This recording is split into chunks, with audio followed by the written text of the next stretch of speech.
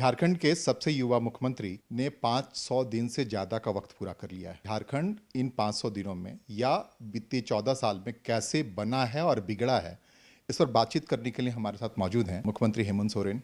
उनसे जानने की कोशिश करेंगे कि झारखंड जिस दशा में है, क्या उससे वो संतुष्ट हैं? क्या हेमंत जी संतुष्ट हैं? अगर संतुष्ट हुए होते तो शायद इस चुनाव में इतना दमखम के साथ और इस राज्य की सत्ता की राजनीति पर हम लोग शायद इतना एग्रेसिव नहीं होते। क्या मूलभूत चीजों को पकड़ के आपने सुधारने की कोशिश की है और उसको लेकर के आप मतदाताओं के बीच जा रहे हैं? 14 साल बनाम 14 महीने का हमने बातों को रखा है लोगों के समक्ष। भारतीय जनता पार्टी की एक सरकार बनी आपके समर्थन से और पहले दफा आपको उप मुख्यमंत्री बना दिया गया। क्या उस उप मुख्यमंत्री के काल में आपने चीजों को बेहतर करके समझा? उप मुख्यमंत्री का भी जो मेरा टेन्योर था, उस समय वित्त मंत्री के रूप में मैंने काम किया और मुझे पेयजल विभाग, जो महत्वपूर्ण विभाग है, वो भी देखने का मौका मिला। अगर आप मेरे कार्यकाल को देखेंगे तो मुझे लगता है कि 14 सालों में जो बेहतर वित्तीय प्रबंधन है वो मेरे ही कार्यकाल का है। और water supply scheme, drinking water scheme जितने भी हैं, पूर्व के सरकारों में केंद्र सरकार से मिलने वाली जो मदद राशियां होती है अलग अलग इंस्टॉलमेंट पर, सरकारें कभी भी पहले को ही खत्म नहीं कर पाते थे तो दूसरा इंस्टॉलमेंट भी इनका नहीं आ पाता था। हमारे कार्यकाल में मैंने पूरे चारों के चारों इंस्टॉलमेंट लेने का काम किया और एक लक्ष्य तय की थी कि सब इन समय टाइम बाउंड पर हमको काम करना है और मैं लगातार उस पर लगा रहा। सरकार गिरी, फिर हम लोग एक नए तरीके से आए, उसमें भी आपने देखा काम। इस बार जो आपने एक बजट पेश किया, उस बजट के बारे में प्रतिपक्षी हमेशा लगातार आरोप लगा रहे हैं कि बाकी देश के बाकी मुल्कों में, बाकी राज्यों में बजट बढ़ा के पेश किया जाता था, इस बार बजट कम करके पेश किया गया। ये क्या था? नहीं, बजट कम नहीं है, लेकिन बजट बेवजह भी दिखानी नहीं चाहिए।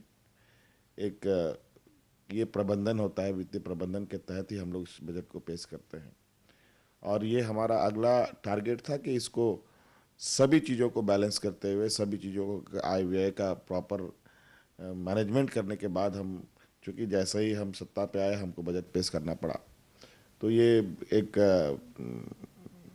गुब्बारा फुला करके आगे सपने देखना मुझे नहीं लगता है कि ये बेहतर होगा। हम लोग रियलिटी पर काम करते हैं, धरातल पर काम करते हैं, धरातल पर क्या प्रायोरिटी है उसके साथ आगे बढ़ते हैं, किन सेक्टरों को ज़्यादा ध्यान देना है उन सबको लेके चलते हैं।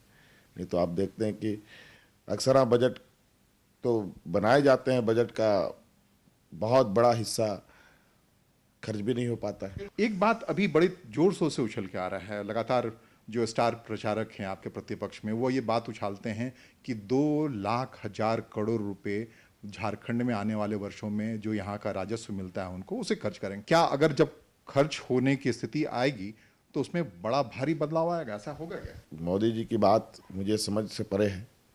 पता नहीं किस तरीके से लोगों को अपने मायाजाल में फंसाने का काम करते हैं, ये भी हमारे समझ से परे है। जिस 2,000 करोड़ या 2,500 करोड़ की बात करते हैं, मैं अगर उनको स्मरण हो तो कोल मंत्रालय में पता करें, जब केंद्र में कांग्रेस की सरकार थी उसी समय हमने डिमांड भी रखा हुआ है और ये कोई खैराती हम लोगों ने नहीं मांगा। ये तो अब नए प्रोसेस के तहत कह रहे हैं कि नीलामी होगा तो उसमें सरकार, केंद्र राज्य सरकार को पैसे दिए जाएंगे। अरे भाई, ये कोई खैराती थोड़ी है। नीलामी होगी तो उसका हकदार तो राज्य सरकार ही होता है। हमारा यहाँ का खनिज संपदा नीलामी होगा और पैसा केंद्र सरकार रखेगा, ये तो कोई वाजिब की बात नहीं। इसके अलावा इन्होंने जो इलीगल तरीके से सरकार की ज़मीन का अधिग्रहण किया, उसमें माइनिंग किया उन्होंने, उसके 1 रुपया नहीं दी मैंने। वो तो हमारा खुद का सरकार का निकलता है कि 25,000 करोड़ हमारी वाजिब हक तो दे दो। हम आपसे कोई खैराती या कोई हम आपसे एडिशनल सपोर्ट हम नहीं चाहते। प्रधानमंत्री आकर यहाँ बता रहे हैं, चुनावी नारे वारे के लिए बता रहे हैं, तो वो सिर्फ लोगों में गैम्बलिंग का खेल है, ऐसा महसूस कर रहे हैं आप? राज्य बनने के बाद से लेके लगातार 9 से 10 सालों तक इन लोगों ने अपना वर्चस्व बनाए रखा। इन किन प्रकार इन सत्ता में रहे, सत्ता में रहना उनकी कमजोरी है।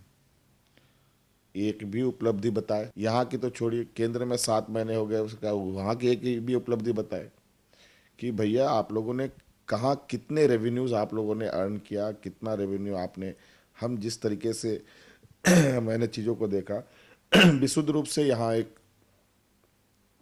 व्यवसाय, पॉलिटिकल बिजनेस, कॉरपोरेट बिजनेस का काम हुआ। सोशल साइड पे जो एक परंपरागत चल रहा है, सड़कें बन रही हैं तो बन रही है, जो सड़कें 5 साल पहले बननी थी 10 साल में भी नहीं बनी। एफर्ट ही नहीं, किसी चीज़ में टाइम बाउंड पीरियड वर्क होना चाहिए। ये कभी किसी सरकार में कोई अकाउंटेबिलिटी फिक्स नहीं की गई। जो चला आ रहा है चला जा रहा है चला जा रहा है, बस इसी तरीके से कहाँ जाके रुकेगा, कहाँ खत्म होगा रास्ता, इसका कोई इन लोगों ने कोई ब्लूप्रिंट ही नहीं बनाया। हेमंत जी, दर्द है मुख्यमंत्री के तौर पर, आपने बड़ी बात है, इस दर्द के निवारण के लिए क्या किया इन दिनों में आपने? जो मूल समस्या है लोगों का, यहाँ का एक बहुत बड़ा हिस्सा जो ग्रामीण क्षेत्रों में रहता है, शिक्षा का अभाव रहा है शुरू से। जो मौलिक सुविधाएं किसानों को, गांव के लोगों को होना चाहिए था, उस पर कभी ख्याल नहीं आया। और जो यहाँ लोग, जो मात्र 3.25 करोड़ पॉपुलेशन है यहाँ पर, वो भी अलग राज्य के बाद बढ़ा है, नहीं तो हमको लगता है कि 3 करोड़ के अंदर ही, मतलब 295-96 के लगभग था। इतने पॉपुलेशन, और उसमें भी कुछ तबका का तो अपना जीवन खाना चलता ही है। घूम फिरा के आप देखें तो 1.5 करोड़ लोगों की ही के लिए लोगों सरकार को काम करना था। सरकार में कई एक विभागों में लाखों की रिक्तियां पड़ी हुई है, 14 वर्षों में कोई नहीं भरा। कई एक क्षेत्र में शिक्षित बेरोजगार नौजवानों को खपाया जा सकता था, कभी कुछ नहीं हुआ। हमने अपने कार्यकाल में ये निर्णय लिया है, क्योंकि इस राज्य की बहुत बड़ी संख्या में महिलाएं दूसरे राज्यों में विभिन्न जगहों में काम करती है। कोई ईटा भट्टा में चला गया, किसी के खेत में चला गया, कहीं किसी के यहाँ दाई नौकर का काम कर रहा है। ये बात आपको भी मालूम है, आए दिन खबरों के माध्यम से, कई एक एनजीओ के माध्यम से पता चला कि यहाँ पर बहुत बड़े तादाद में यहाँ पर झारखंड की लड़कियाँ पकड़ी गई हैं, उनका शोषण हो रहा है, उनका वगैरह वगैरह दुनिया भर की बात है। तो हमने पहले थ्रस्ट पर ये निर्णय लिया कि हम अब इस राज्य की महिलाओं को हम इसी राज्य में रखें, हम इनको अब बाहर ना रखें, बाहर ना भेजें। इसके लिए हमने पहले स्टेप में 3-4 वर्ग हैं, 3-4 पदें हैं, जहाँ पर हम लोगों ने इनको 50% का रिजर्वेशन दिया है, जो पूरे देश में ये पहला है। आने वाला समय में भी हम और भी वर्ग में महिलाओं को हम 50% का हिस्सेदारी सुनिश्चित करने का हमारा विचार है। अगर वक्त मिला तो मुझे नहीं लगता है कि अब इस राज्य में महिलाओं को आगे बढ़ने से नहीं रोका जा सकता है। अब केंद्र में भी देखिए, केंद्र में मात्र 10% महिलाएं ही हिस्सेदारी है नौकरियों में, और देश को हम लोग महाशक्ति बनाने की बात सोचते हैं। प्रधानमंत्री जी बोल रहे हैं देश को महाशक्ति बनाएंगे। आधी शक्ति को तो हम लोग घर के अंदर दबा के रखे हैं।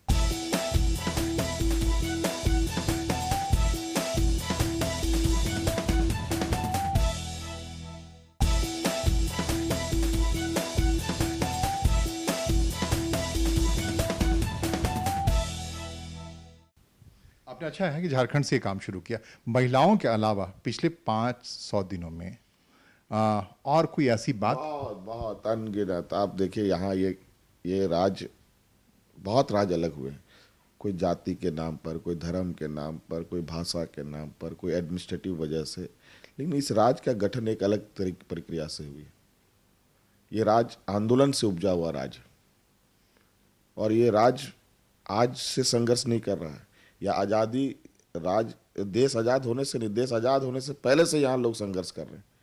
बिरसा मुंडा जी हो, तिलका मांझी जी हो, और इस क्रम में आदरणीय गुरु जी हो, ये सब लोग एक चेन रहा है उस समय से। 1854-55 से ये लोग संघर्ष कर रहे हैं अपनी इस राज्य के लिए, यहाँ राज्य की सभ्यता के लिए, यहाँ जल जंगल जमीन की लड़ाई, यहाँ की अधिकारों की लड़ाई, सामंतवादों से जूझना। अब यहाँ पर इन आंदोलनकारियों का हमेशा से मांग रहा है कि उनको सम्मान मिले।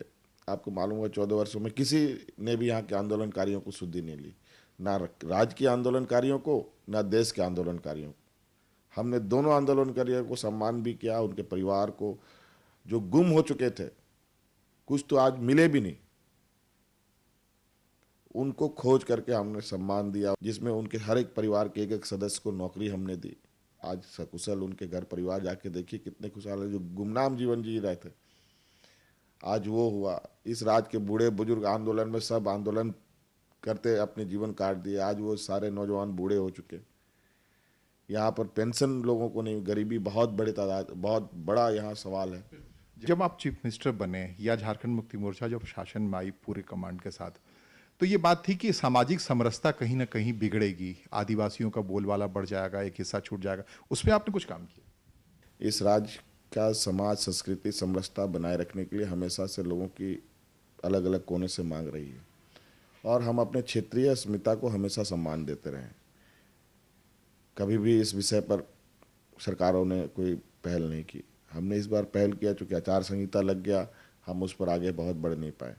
हम इस राज्य में लगभग 80,000 क्षेत्रीय जनजातीय भाषाओं का शिक्षकों की पढ़ाई शुरू करने वाले थे, जो प्राइमरी स्कूल से हायर एजुकेशन तक उपलब्ध होता।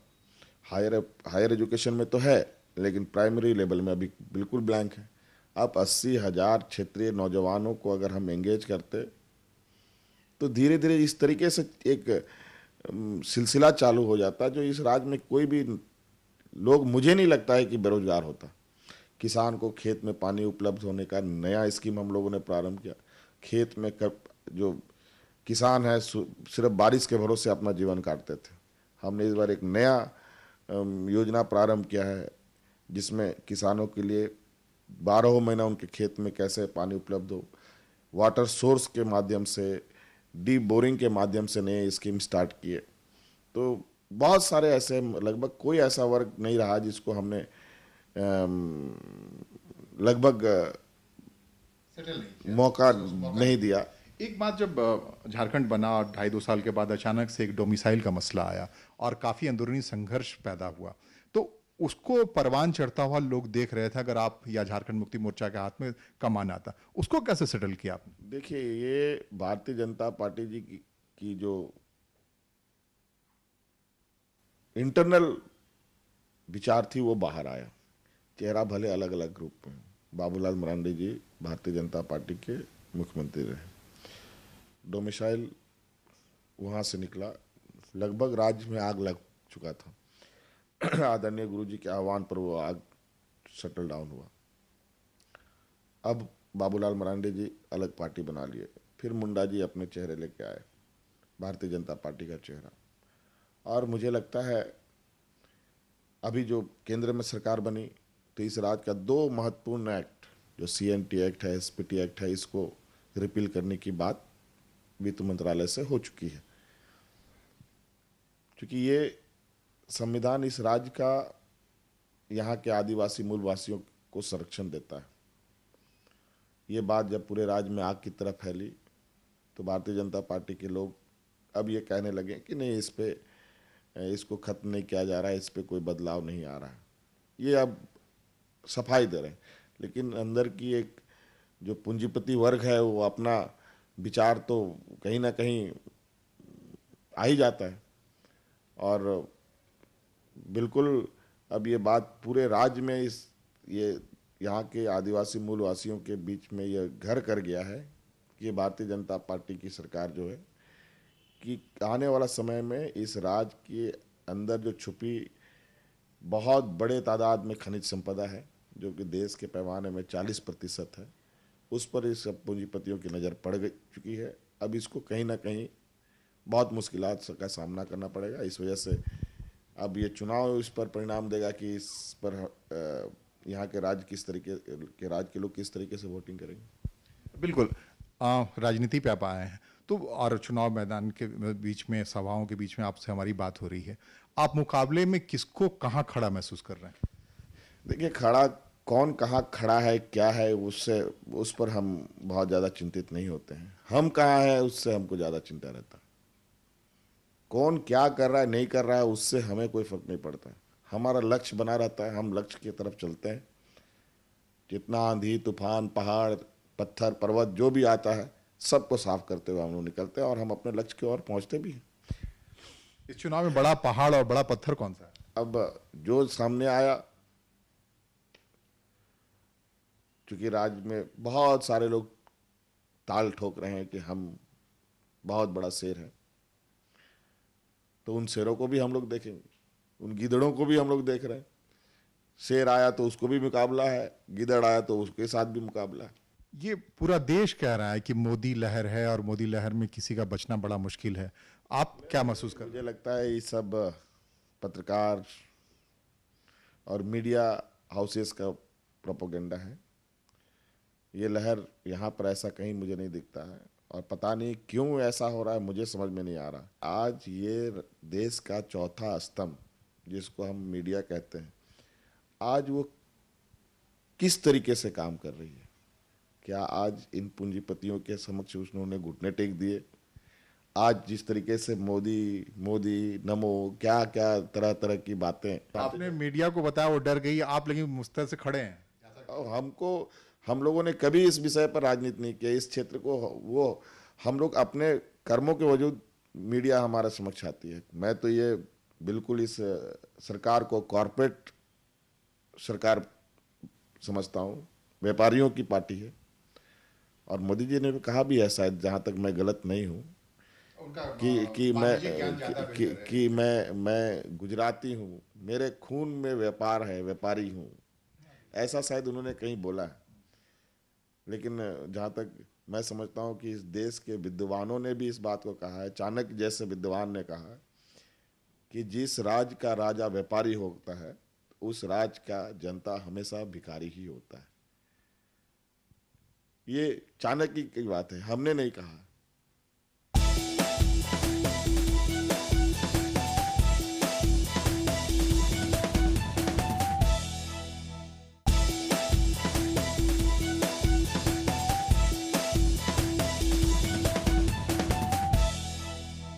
अभी टैक्टिकल पोजीशन भले ही आप यूपीए से अलग हैं, लेकिन यूपीए के पास हैं या यूपीए से दूर हैं आप?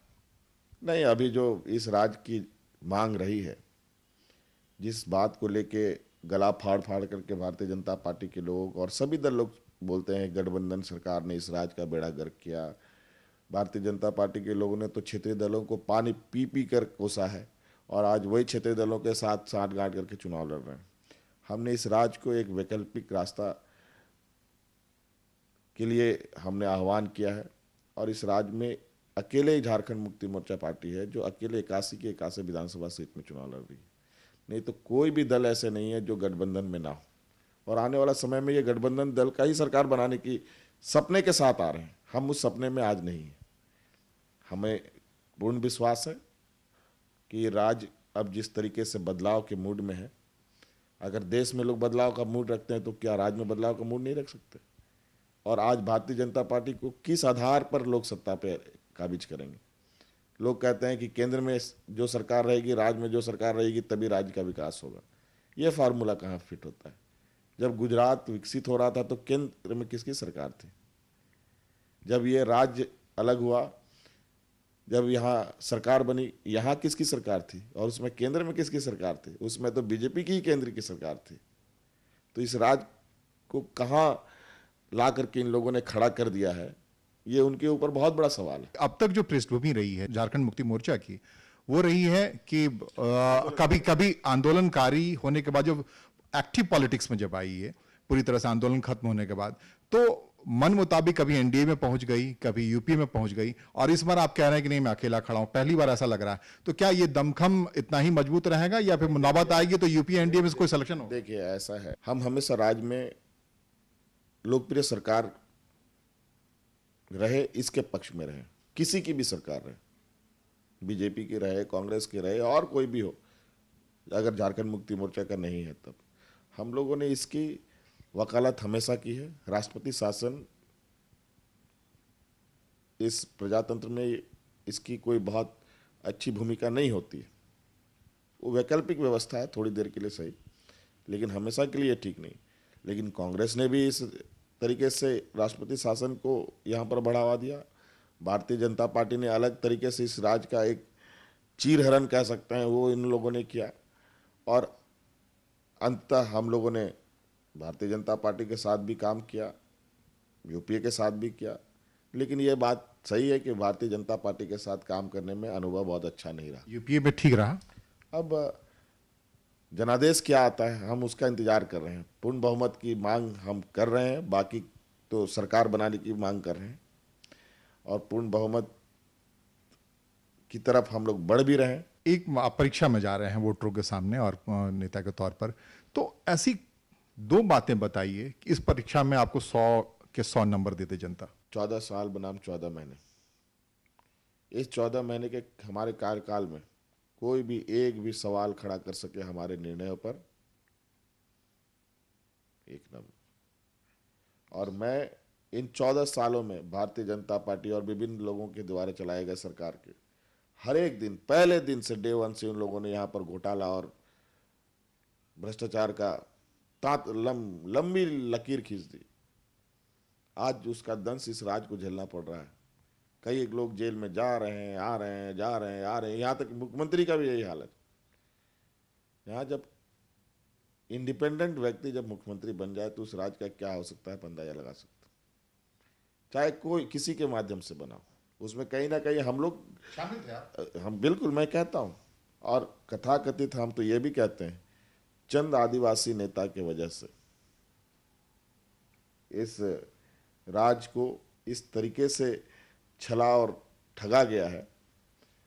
मैं समझता हूं कि इन अतीत को ध्यान में रखकर एक राज्य के यहाँ के आदिवासी मूलवासियों के भावनाओं को कद्र करते हुए मेरा ये प्रयास है, इस राज्य को हम अपनी सामाजिक समरसता के साथ, इस राज्य की समाज संस्कृति के साथ बेहतर विकास कर सकते हैं।